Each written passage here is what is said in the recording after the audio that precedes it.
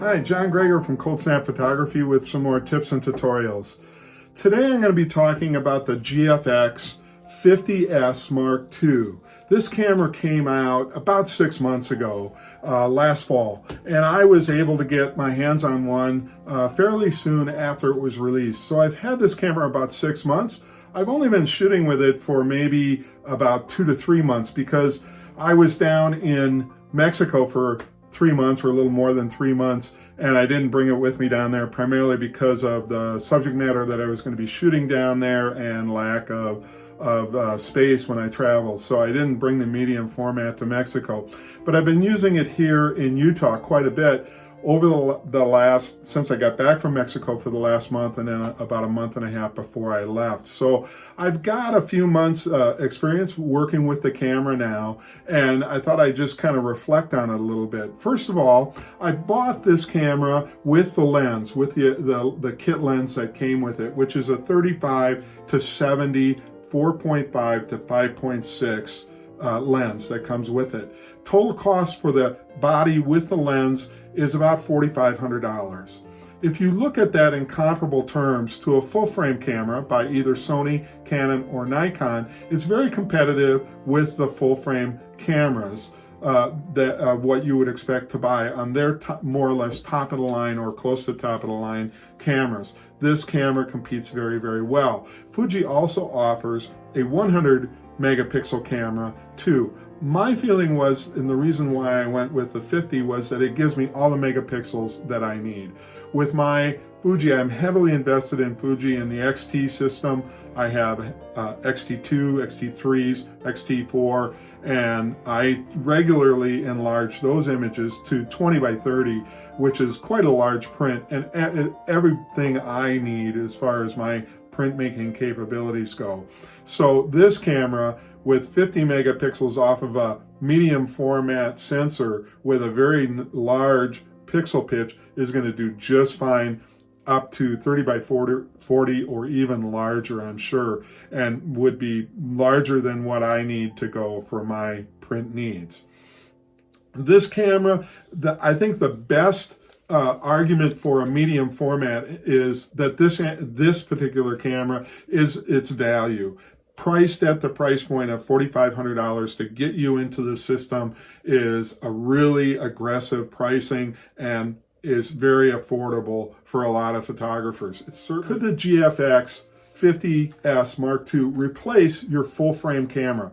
It depends on what you shoot. Personally, for me, the way I'm going is I'm kind of going in two different directions. For my landscape work, the medium format is a perfect fit for me. And this camera is exactly what you would expect from Fuji. A really well-designed, well-made camera with excellent color characteristics and very little noise. So this camera for a landscape, nightscape camera is a great addition for me. As far as my wildlife, birds and wildlife that I like to photograph, I'm going the opposite direction. I picked up an Olympus camera, micro 4/3, which has got a really good focus system and is excellent for wildlife and birds. And so I'm kind of going that direction with that need. So a full frame camera, actually, surprisingly, which I thought a few years ago, I lived and died by full frame, I'm moving away from. I'm moving to the medium format for landscape work and smaller format for more of the action and wildlife. For my streetscape and travel photography, I have my Fuji cameras, which are APS size sensors. I love those cameras. I'll never get rid of those, I don't think. The optical quality is so good and they're so easy to work with on the street. It makes them an excellent choice for that. So this camera works for me in a particular niche of the landscape, and that is where I think it really excels. The focus system is adequate. I don't think it's fantastic, but it's adequate to do the job. You don't use an autofocus a whole lot when you're doing landscape. As I said, the characteristics for noise are really, really good. When I'm shooting streetscapes with this, 6400 is no problem at all. I can start right off the bat at 6400 and not worry. and I'll take it all the way up to 12,800 if I need to, and it performs really well.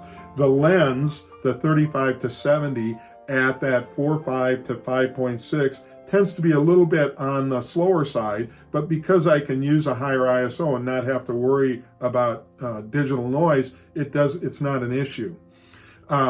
Relative to night skies, this lens is a little bit limiting. Overall, I would say if there's one thing with this camera that I found is a little limiting for me for landscape work, it is that kit lens that comes with it, which is the equivalent of about a 28 to 55 millimeter for full frame. And that's just a little bit more limiting. I really wish it had something that was equivalent to more of a 24 to 70. But this lens works, and it works well for what it's designed for. For night skies, for nightscapes, what I do is I just turn the camera vertical and shoot a series of shots and stitch them together as a panorama for a larger size sky. Actually, next month, Fuji announces the release of a new lens for the medium format, and that is the 20 to 35. It's a 20 millimeter to 35 millimeters, so it's going to be equivalent to about a 16 to 28 millimeter on a full frame, and it'll work really nicely in conjunction with this because it'll give you 20 millimeters to 35. This gives you 35 to 70. The other lens that they make, which is an excellent nature landscape lens, is the 100 to 200, and my plan is to pick that lens up as well, so it'll give me a nice breadth after they release this 20 to 35 all the way from what would be the equivalent of 16 millimeters all the way up to about 160 millimeters for coverage. And generally speaking, for landscape work, that's the breadth that you need. That's going to cover just about everything that you would want for landscape photography. I can talk about the camera all day, but the proof's in the pudding. Let's take a look at some of the image files and we'll see what the quality is like.